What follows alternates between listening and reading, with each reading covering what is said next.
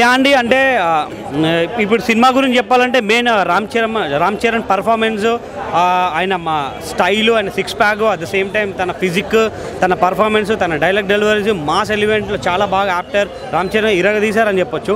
So Boyapati గురించి వచ్చేసరికి అయితే ఫస్ట్ దేవిశ్రీ ప్రసాద్ గారు మ్యూజిక్ ఇరగొట్టేశారు, చాలా చాలా బాగుంది. బోయపాటి గారు అక్కడక్కడ కామెడీ, అక్కడక్కడ సెంటిమెంట్, అక్కడక్కడ మాస్ ఇట్లా అక్కడక్కడ పెట్టుకుపోయి సినిమాని ఇంటర్వెల్లో ఫినిష్ చేశాడు.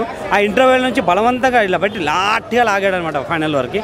సో అది నాకు బోయపాటి గారు నచ్చింది ఏంటంటే ఈ సినిమా వరకు అయితే నాకు లొకేషన్స్ చాలా బాగున్నాయి, చాలా మంచి లొకేషన్లో విలనిజం చూపించి. ఇంకోటి అయితే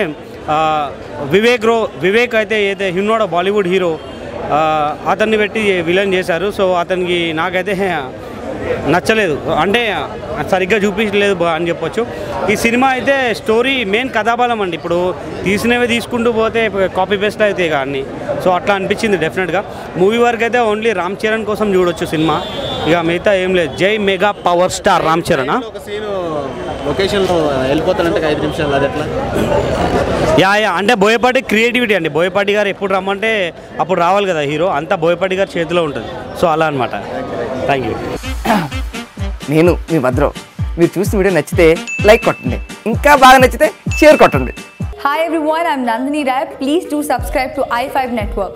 Hi guys, this is Priyanka Jalkar. You're watching me on i5 Network. For more interesting videos and film updates, please subscribe to i5 Network. Hi, this is Ramya Pasupuleti. Please subscribe to i5 Network. Please watch and subscribe i5 Network. Please subscribe to i5 Network. Hi, nenu mi Madhunandan.